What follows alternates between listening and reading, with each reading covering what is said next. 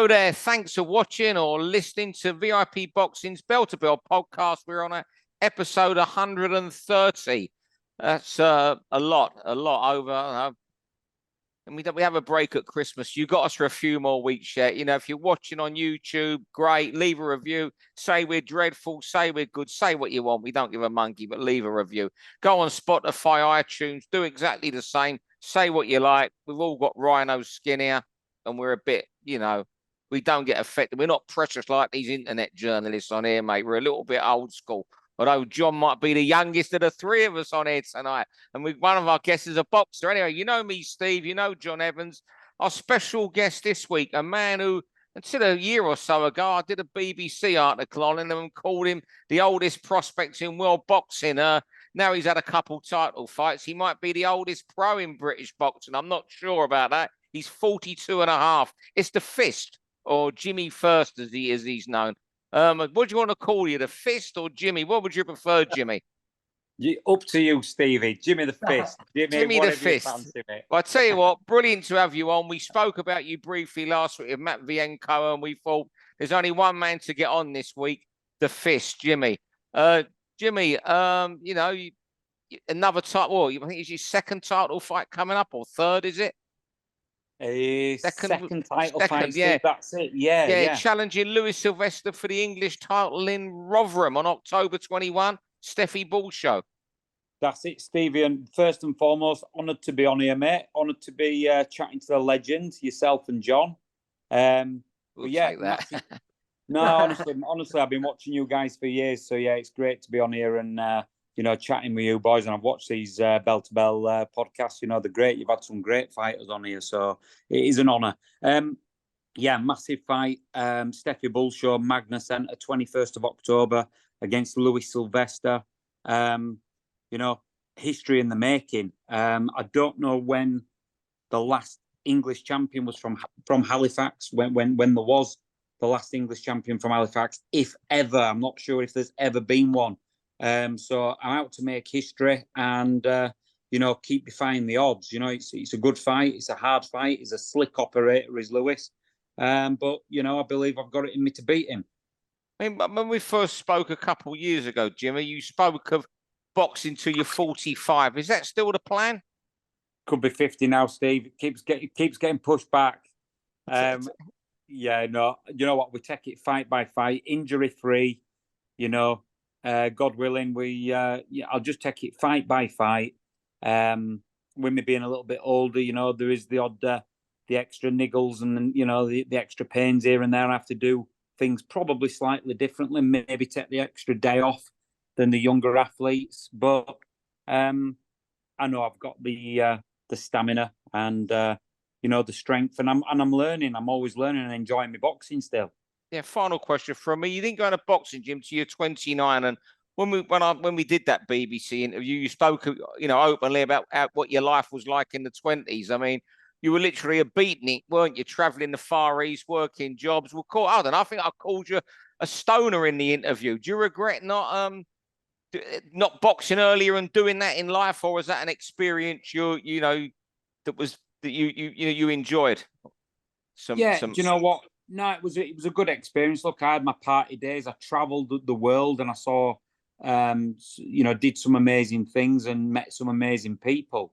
And who knows, if I'd have started when I was 12 boxing, I might not have got as far as I have now. I might have not had the discipline like I have now. So everything for a reason. Who knows, if I had started a little bit sooner,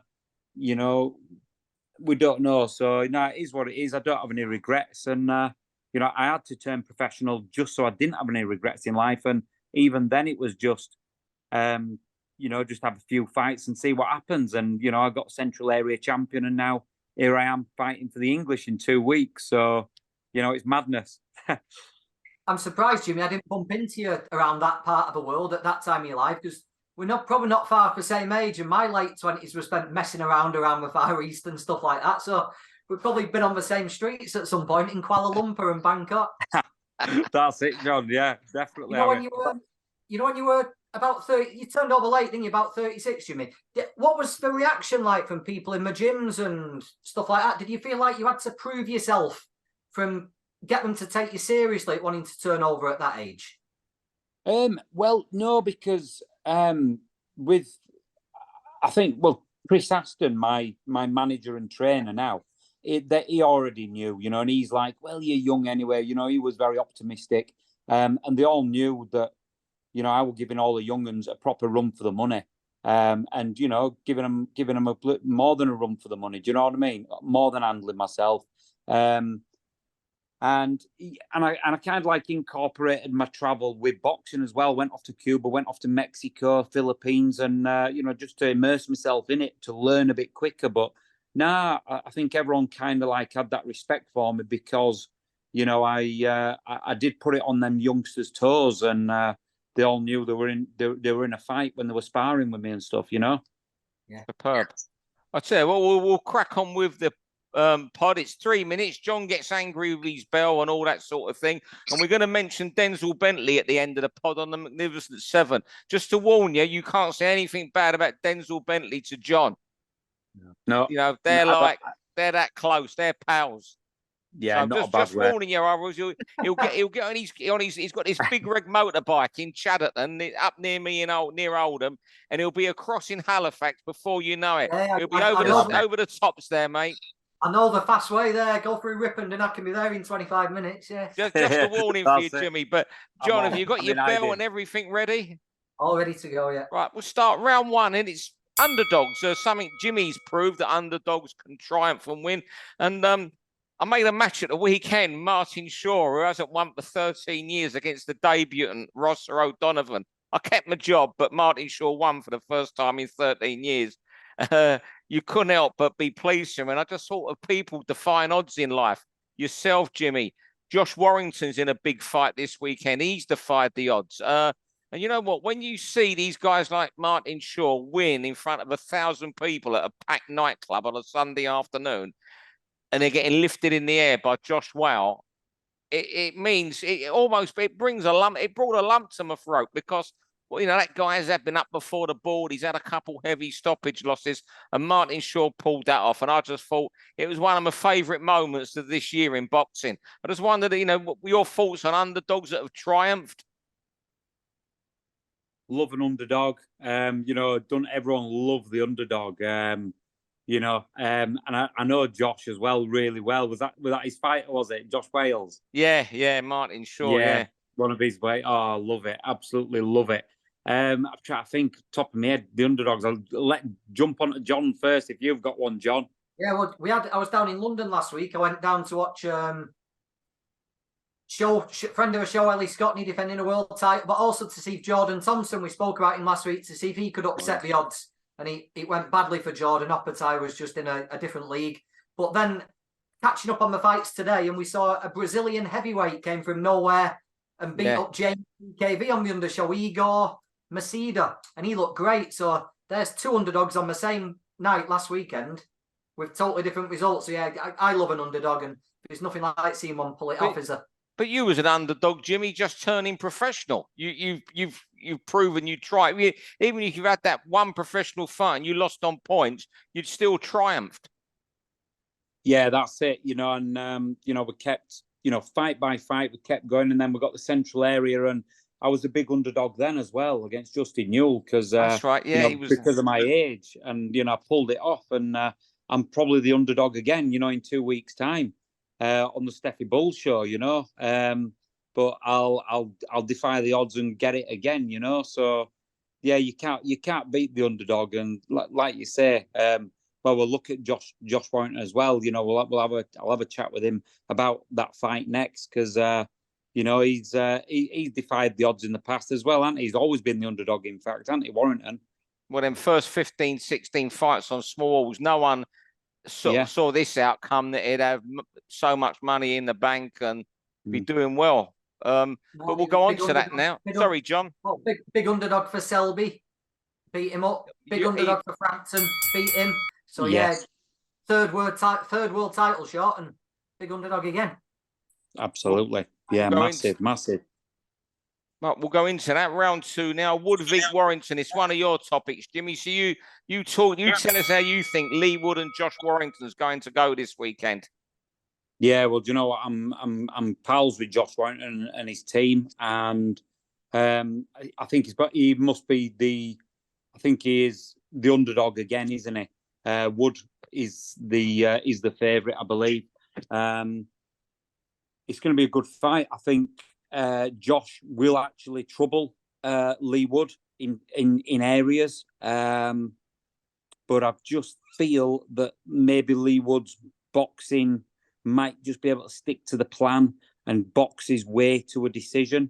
I hope I'm wrong. I hope Josh Warrington gets the win. But Leigh Wood might have to climb off the canvas. He might have to climb off the canvas. You know, I mean, even though Josh Warrington's not got that many knockouts, I've sparred him and he's got some power as a lad. You know, he's a strong lad.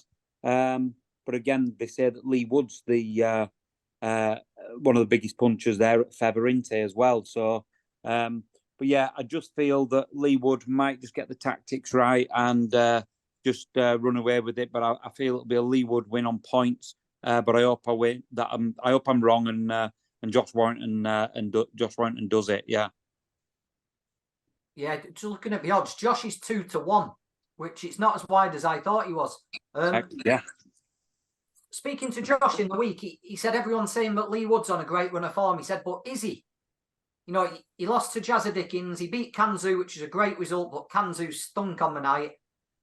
He got beat off Lara. He came back and beat a Lara who wasn't recognisable in the rematch. And Conlon, it was an all-out war, wasn't it? He said, so is he really in good form? I'm like you, though, Jimmy. I think if Leigh can keep it at distance, that's when he's at his best. Like when he was against Ryan Doyle, he was perfect. And against Zoo, he was perfect. And in Lara in the rematch, he was perfect. That if he can avoid getting involved in a fight and land that right hand, which apparently is like a kick from a horse, maybe he's just got a little bit more left in the tank. If Josh can get on his chest and make it a fight, we've seen what Lara and Conlon can do. And Jazza Dickens. Jazza Dickens got on his chest and beat him. So yeah. I think it's a clear show of tactics, isn't it? Josh has got to get on his chest. Wood's got to keep it at distance. Well, Jazza was the blueprint, really, of how to beat him, because Jazza was superb that night. Absolutely, he was outstanding. And Josh is a better version of Jazza. Jazza, you'd back Josh against Jazza, but you know what? I think a lot of it is how Josh handles the power when he does land. There will be a stage in the fight where one of those right hands lands and hits Josh out, and it's how well he handles it, how he recovers. But you know what? He's a VIP boxer, and you know you will Josh on to do well because he is one of the best fellas you meet. But I've just got that slight edge towards Leigh Wood as well. Yeah. He's like you say, he's probably learned a lot from. I mean, they both will have learned a lot. You know, it's down to tactics, isn't it? It's down to tactics. But I just remember that Leigh Wood when he got dropped by Conlon, then the way he fought back and he had that grit and. You know, but I think, like you said, the tactics, it's all about tactics on the night. And if Leigh Wood can, you know, just box to order. And I think those nice straight shots of his as well, which are meant to be, like you say, very powerful. Yeah. Round 3, John, over to your first topic, daring and fouling. Yeah, we hear this daring to be great a lot these days, don't we? It's one of these topics that drives me mad. Every fight, if we want to get to a world title, that's one thing. And then unifications, that's the next step. And then if you've accomplished all you can do and you can't struggle to make the weight, you look for the next challenge up. But this daring to be great, I think it's just becoming a code word now for take the highest paying fight you can possibly take up a weight and try and stay safe. And I thought Charlo against Canelo on Saturday was a perfect example. Charlo didn't try and win. You know, he dared to be great by sticking on 14 pounds and then negotiating 12 rounds. That's all he did. It's probably ruined the appetite for a fight with Crawford. It's ruined the appetite to see Charlo again at a lower weight because he showed next to no ambition. And I just would like to see an end to these fights where it involves someone jumping up 2 and 3 weight classes, just chasing names. I don't think it does the sport any good. Yeah, look, it was his pension fight. The way he performed was almost as if he knew he couldn't win. We used to see this in Mayweather fights, didn't we? A lot of the time, they went in there just to go 12 rounds. We've seen that with Mayweather. And now, you're almost seeing this with we've seen this before with Canelo, haven't we, in fights? Yeah. Where people have gone in there and they haven't given their all. And I just think I watched the first half. I've only seen the first half dozen round, but I didn't watch it live. And I just think he was in there just for his money and then get out in one piece, which if that was his aim, he navigated it perfectly. Yeah. You've got to throw caution to the wind, haven't you? You're in there, chase greatness. You've got to bloody go for it. You're in that position. You've took the fight. You've just got to go. You've got to bloody throw caution to the wind and chase greatness. You've got to be willing to get knocked out. You see fighters in 8-round fights who are against the odds. So, you'll go in there. You're in a hard fight in a couple of weeks, Jim. You admit that you're the underdog. There's no way you're going to go in there with the intention of navigating 10 rounds and getting out without a mark on your face, so you and your missus can get in your camper van the next day and go up to the Scottish Highlands, what you do and stuff like that. You're not like that. No, exactly. This is do or die. I'm going all out. I'm putting absolutely everything on the line here. It's it's like, I've got nothing to lose. So why would I flipping go in there? And well, it's not in me anyway to take a back step anyway, is it? Yeah. Just keep ploughing at him. Yeah. I can sort of understand going in, with a cornerman and an agreement even maybe with a fighter saying, right, I'll have the towel ready. Give it all you've got. If I see it's getting bad, I've got the towel ready. I mean, it's sort of an unsaid thing. But to just go in and not even get involved like Charlo did, just so disappointing. Disappointing. 3 words you said there, Jimmy, nothing to lose. Now, if Charlo had gone in there with attitude, nothing to lose the other night, and got stopped in 8 rounds, there would have still been a demand for him in the middleweight division. Because he'd gone out there and really gone out. Look at someone like Liam Smith when he fought Canelo. Gave it his all. Got done. There's been so many opportunities for him since. But exactly. Charlo, he's left a bad taste. But there you go. Yeah. A bit like Fulton and Inoue. Everyone expected Fulton to go in there, and he did the same thing as well, didn't he? Yeah. Great point. Great point. Round 4. No fanfare, this topic's called. And you guys may disagree with me that when Fury and Usyk was announced, that it came out the blue. For once, it was an announcement no one expected, and everyone kept quiet, which was quite wonderful. But you know what? It didn't seem to me to capture the imagination like it would. People spoke about it, but it was still a lot of cynicism about it, with people saying, "I believe it when it happens," and I still think there's a lot of people thinking that way. I just don't think it got the trumpets and fanfare and flag waving they expected when it was announced. How did you see it, John? The announcement? Am I overreacting there? No, I don't think so. I was one of those people. I got told at 11 o'clock Friday morning. You told me, yeah. And I had to sit on it until 4 o'clock in the afternoon. Yeah. But no, I think it's probably just because we've cried wolf so many times. These fights have nearly been made and we don't get over the line, and people might just be a little bit jaded with it. I wonder if there was any thought of just holding back the announcement until Fury's done what he's done against Ngannou, and now making his way to the ring and bought Usyk in after then. I wonder if that was ever an option to piggyback on the back of Fury and Ngannou and build up the next fight. But yeah, it just sort of got lost in all the boxing news, didn't it? Jimmy, were you fed up with the Fury Usyk talk, or were you excited when it was announced? What was your reaction? It was, I think, because it's been talked about and then not happen. I think people might be just kind of deflated with it. And also, there was no actual specific date. So it says, they said December or January. So it was kind of like, so there's nothing set in stone as yet. So maybe that's why people's reactions weren't as positive as they could be, because it's a massive fight, isn't it? It's huge, and if it does get, when it's all set in stone, I'll be very excited to tune into that one, and I believe Fury, and hopefully Fury will do it, but I just don't know if Fury's taking the fighting the UFCs and chasing the monies has just done his reputation a little bit of damage. Just doing that crossover. And I mean, obviously Ngannou he's a massive puncher. But you know, he's from the UFC background. You know, it was if it was Fury going into UFC, he'd get absolutely flipping annihilated, wouldn't he? You know, put on the ground, tied up, flipping, that'd be that. You know, so obviously he's a massive favourite, and so maybe he's just his reputation's been damaged a touch. Yeah. Also, I think with mainstream media, print and BBC and stuff, announcing a fight 4 o'clock on a Friday afternoon when there's Premier League the next day, even Fury Usyk doesn't take precedence over it. But there you go. Anyway, round 5, a topic that a lot of boxers who come and want to talk about, drug teats. And Jimmy, you were telling me you don't even take protein shakes to make sure there's nothing in your body.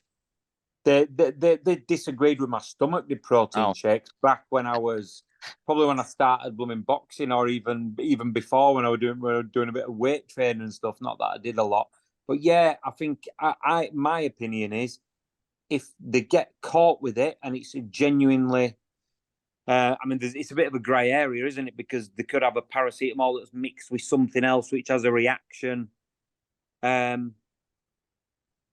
which kind of like reacts to and is a dodgy substance. But my thoughts are they should be banned and banned for life if they have intended on taking steroids to do, in a fight to enhance their boxing, because you could kill someone in there. Like I say, yeah, I don't even have bloody protein shakes. I only have a few vitamins, vitamin D3, iron, and bloody magnesium now. Do you know what I mean? And a bit of B12. That's it. I don't even have protein shakes. I'm 42, still doing what I'm doing, and, I think it's just sickening.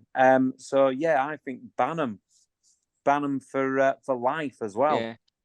How rife? You mean you fought on small shows, Jim, and about, well, I suppose I am putting you on the spot. Do you think it's rife at the lower level as well as the top level? Because there's hardly any testing, is there, at lower level? Have you ever been tested? I've never been tested, no. But I think, test for all the way through, because why not? You're putting people's lives on the line. So, yeah, I believe they should be tested from the very low level all the way up. I imagine it might possibly be more rife at the lower levels, because probably a lot of these guys will they know they're not going to get tested. They want to impress the mates. The mates will be on the gear in the gym doing the weightlifting and stuff like that. I think we all know people who are on it doing weights, don't we? And exactly. It's probably much easier for them lads to get it who are fighting in 4-rounders than it is the pros to get away with it. Yeah, well, surprised you don't get on with your protein shakes, Jimmy. Do you even check the quality of the meat over there in Halifax, like Canelo? Make sure there's no chemicals in Halifax. Like Canelo, yeah. Do you know what? I don't eat. I had a steak the other day, which I got from the Shears Inn, actually, off a mate of mine at a pub. But I have a lot of veg. I've been growing a lot of veg. I've got a little allotment with a couple of pals, and the only juice I have is flipping raw veg juice. I've got my own tomatoes. I've been juicing cabbage, beetroot, bit of ginger, apples, and a bit of spinach. And it's, they seem to do all right. You get your nutrients straight in your body.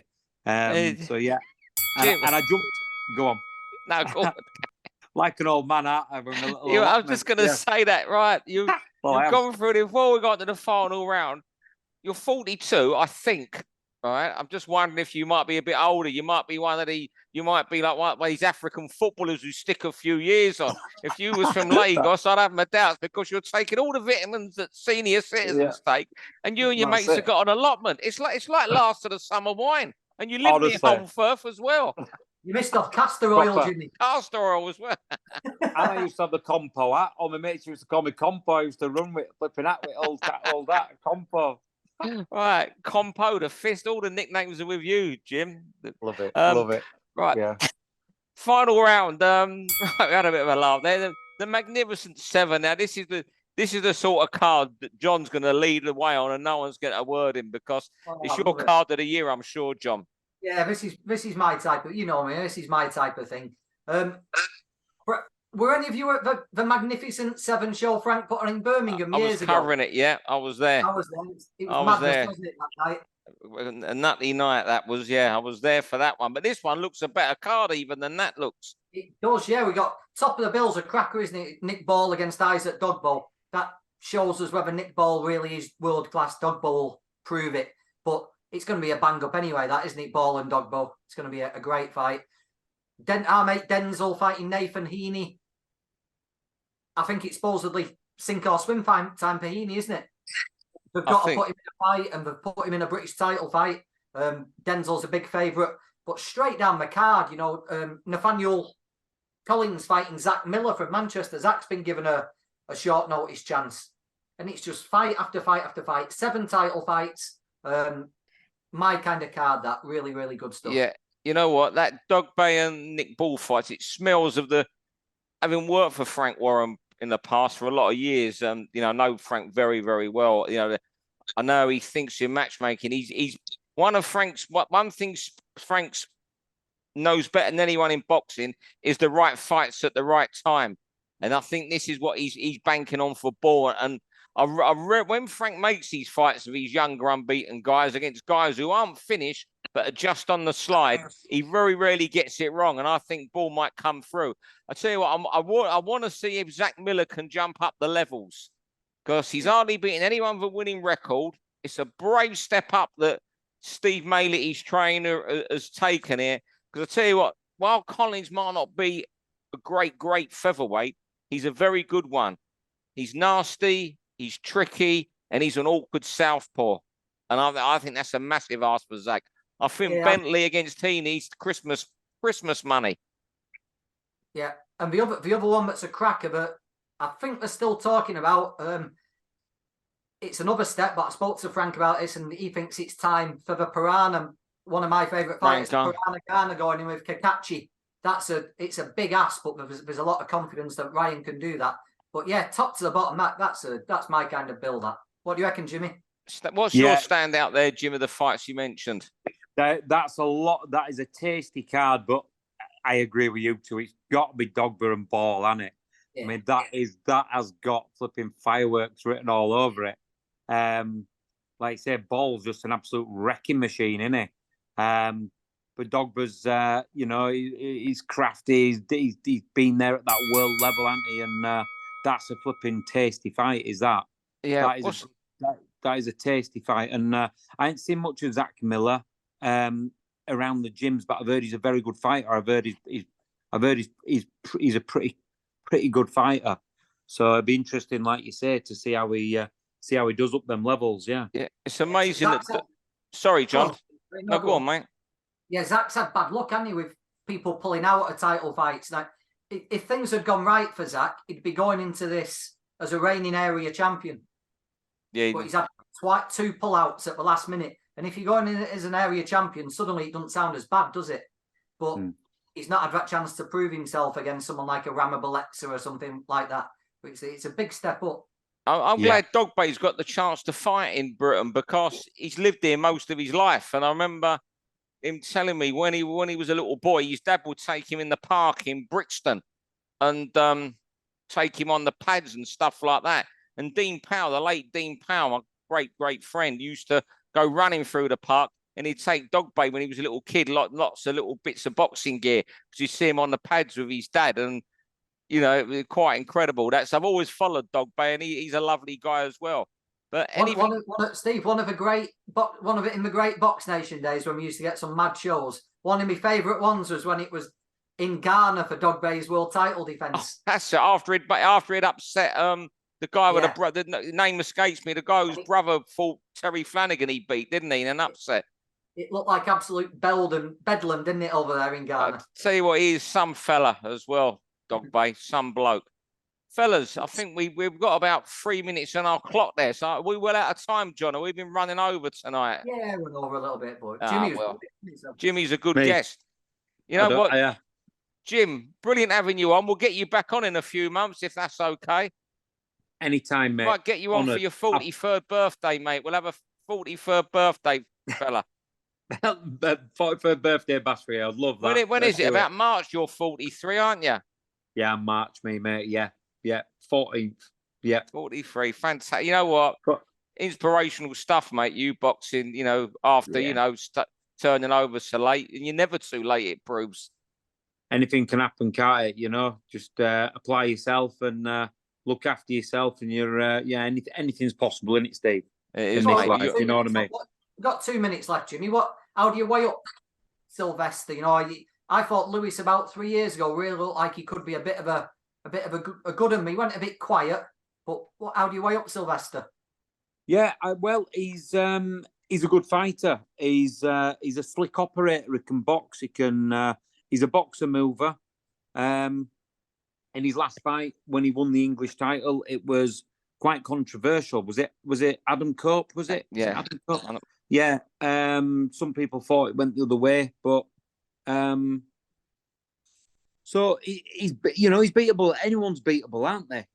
So I've just got to get my tactics right on the night, and like I say, he's a good operator. He's slick. He's a slick boxer. So I've just got to take him out of his rhythm and really disrupt that and do what I do best, and I can beat him. Yeah, absolutely. Yeah.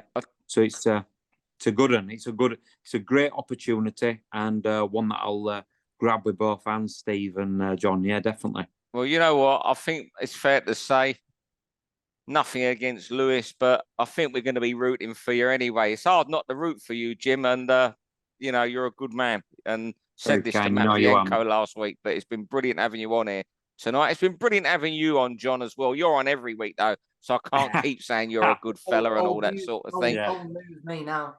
Yeah. But just on Matvienko, and sorry to jump in, Alex, what a top bloke he is. Welcome me into his gym.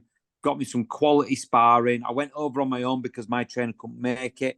Got me corner work. Absolutely spot on. Yeah, can't say enough good words about that man. Yeah. Brilliant. Well, Jimmy, thanks for coming on. John, thanks for coming on. And thanks, everyone, for watching or listening. And we'll be back next week. And we're sorry we're not on the internet till Wednesday this week. But I had an important thing on last night. Chelsea-Fulham, which I don't really want to talk about. Up the Fulham. For all boxing info, news and latest interviews, amateur and pro, across the north, click and subscribe. VIP Boxing Promotions. Also, Twitter, Instagram and Facebook.